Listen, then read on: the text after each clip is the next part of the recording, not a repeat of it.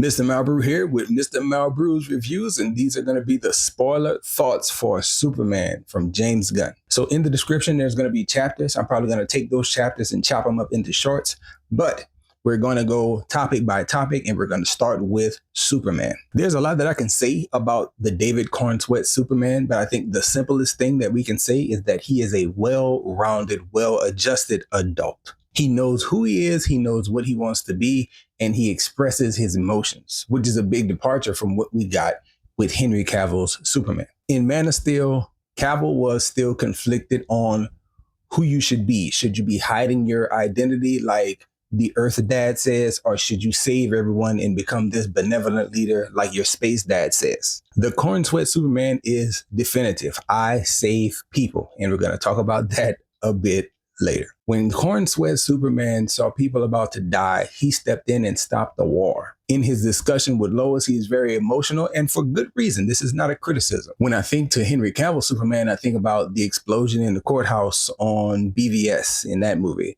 You think about Cavill's reaction. He's clearly upset that there was a loss of life. He's clearly upset with himself that he didn't know that a bomb was in the wheelchair. But he doesn't display his emotion in the same way. All we get from Cavill is a scowl of disappointment and anger, and then we're left to infer all these emotions that I'm talking to you about. We could probably talk about the differences between Man of Steel and this Superman movie all day long, but as a fan of Man of Steel, I really enjoyed that movie a whole lot. I ultimately feel like this movie is slightly better when it comes to entertainment value and pace. And so that's pretty much it for my comparison of those two versions of Superman. Let's talk about Mr. Terrific and the redemption of a character. My goodness. The most viewed short on my YouTube channel is a video talking about Mr. Terrific. I had some errors in that YouTube video. My TikTok version of that allowed me to cut it out. But if you're on YouTube, you can check out the pinned comment and you can hear about the whole discussion about the error and the corrections and where it comes from and so on and so forth. The best representation of Mr. Terrific was always in animation. I think the best animated version of Mr. Terrific was probably the Injustice version. And I think specifically to the conversation that Injustice Superman had with Mr. Terrific about taking the world's guns away. And it's like the intelligence is on display. Mr. Terrific knows where he's going, and he also knows 3 or 4 steps past that. He's not intimidated by Superman's super strength and all his abilities, and he's very serious and decisive on his position. I loved that version of Mr. Terrific. James Gunn's version of Mr. Terrific is now the best representation of that character. I will say that he does kind of walk the line of delivering his lines in a jive turkey type of way. When I see him talking, sometimes I thought about Robert Downey Jr. in Tropic Thunder, just really walking the line of being like, hey, 1970s black dude. But my favorite moments from this movie that really showed Mr. Terrific's personality shines in 2 spaces.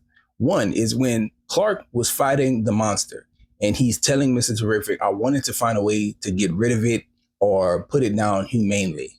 And Mr. Terrific looks at him and says, buddy, we're killing it. The second moment is when he very straightforwardly tells Lois while they're riding together in the T-Sphere, he tells her, I'm not into people and their emotions. And as she continues to just jabber on, he looks back with a straight face as if to say, what did I just say? I don't care. And that is Mr. Terrific. I loved his personality on display in those 2 moments. And more than that, the biggest course correction in relation to Mr. Terrific is that he got the best action scene in the movie. Biggest complaint about the Arrowverse version of Mr. Terrific is that he had no hands. That man got beat in every episode that he fought in. But here, this Mr. Terrific walks into an army base with nothing but his tech and his mind and his physical abilities. And he clears a paramilitary base, which is great stuff from him. It is the action scene that most people are going to think about that is not Superman doing something. It is Mr. Terrific having the biggest, brightest moment when it comes to the action. And again, displaying his personality. Straightforward, about action, about getting it done. Tech, physical abilities, it was all good. I loved the Mr. Terrific character. Let's talk about campiness. So I said that it wasn't corny, but it was campy, and there's a difference. Webster's dictionary defines campiness as absurd and exaggerated, artificial, and usually for the purposes of humor. In this movie, campiness is on display to exaggerate the positivity, the wholesomeness, and the innocence. Again, these are not criticisms. These are just me pointing out the campiness, and I have three what I feel are good examples. First, this man, Superman, stops in the middle of a monster fight to save a squirrel. I will talk about that in my negatives, but that in itself is not a negative. But it is campy, and you can't tell me it's not. Two, going back to the Mr. Terrific portion of the video, talking about Superman trying to put down a monster humanely. Like, we get it. You are wholesome. You don't want to just kill. That's not your objective. You want to protect life. We get it, but that's a little campy. You got to think about eliminating this threat as fast as possible. Third, and my favorite example, again, not a criticism, but it is campy. Jimmy Olsen. Jimmy Olsen is Paul Wall in this, the chick magnet. That album still jams, by the way. And by the end of the movie, when you see Jimmy Olsen get approached and they say, Jimmy, how do you do it? His response is, do what? That in itself is very campy. The implication is exaggerated innocence. It is if he's saying, well, gee golly, I don't know why women like me. I'm just a regular guy. Like, that's super duper campy. And that is what they're trying to portray with him saying, do what? You can't really argue with that. On to my only true criticism of the movie. And again, these aren't necessarily bad criticisms. It's just things that really stood out to me and they became slightly annoying to me over time. Got to give the predisposition here. I am a Snyder fan. I liked most of what came out while Snyder was in control of DC. And so, yes, I'm going to lean towards a little bit more serious stuff.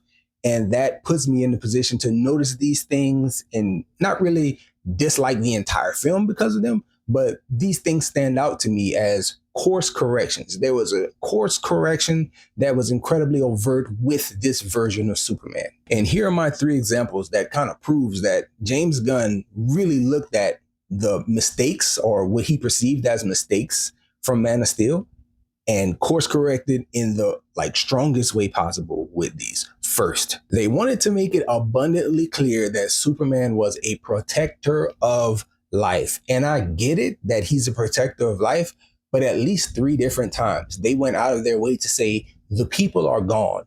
No casualties, nobody seriously injured. There's multiple times where Superman stops and either one saves a squirrel or he pauses in the middle of a fight to say, everybody's okay. Okay, good. You might have Lewis on the radio saying that, hey, the people are not there. They're over here. And we got to stop the rift from getting over there because we got to protect people. Everything is about the protection of life. And I get it. That is what Superman is supposed to be in the golden age of Superman comics. Fine. But it's like, y'all looked at Man of Steel and said, people complained about destruction and people complained about the deaths. Let's course correct, and y'all went hard with it. Another big thing is that Paul Kent was very disliked in Man of Steel. People didn't understand the idea of him dying in a tornado. And people, to me, seem willfully obtuse about understanding the position that he was taking. I mean, God forbid you take a comic book character and put him in a realistic situation where he's just a parent that is willing to sacrifice even his own life to hide the identity of his son. It's an idea that's easy for me to get on board with because I was willing to accept the changes in the source material. But hey, people didn't like that change. So here, what do they do with the Kents? They make them the most lovable people that you could ever come across. I mean, in this movie, the Kents were disarming. They were kind of southernly charming. They were clearly the reasons why Clark was a good person who valued protecting others. They even put a country bumpkin accent on them, and I'm sure that people from Kansas don't really talk like that. But they did everything they could here to make you give a damn about Paul Kent and make you see the Kents were the reason why Clark is who he is. Very different from Man of Steel. Don't get me wrong. According to my numbers and my skills, I still say this movie is a B+ movie. And I've been seeing plenty of videos of people who seem like they just hate what's popular. And so they're trolling and tearing the movie apart at every turn. I'm not trying to do that. I'm just trying to point out the things that, in my opinion, were overt course corrections that were slightly annoying to me. But don't take away from the overall feel of the film. I think that the movie was a great time. It has super high entertainment value, very, very rewatchable. All the performances were good. People talk about plot holes and all kind of things like that. If you actually pay attention, I think that most of what we see in this movie is pretty well explained with a few lines of dialogue and a few lines of opening crawl. I was comfortable with everything I got. But those differences were noticeable. And so I really wanted to talk about them, as well as I really enjoyed the Cornsweat Superman. I really enjoyed Mr. Terrific. I really like a Jimmy Olsen that's actually Jimmy Olsen and not just this weird CIA character who's basically nameless until after the movie came out. Like all that stuff was kind of weird. I'm not saying that the Snyder stuff was perfect, but I enjoyed it. I'm willing to accept whatever version that they give me for the most part. But I liked this version of Superman. I thought this Superman movie was a really good movie, and I enjoyed it. Let me know your thoughts about any of those things in the comment section if you choose to do so. And that's all I have for this one, y'all. Enjoy yourself, guard your heart, and go watch something good.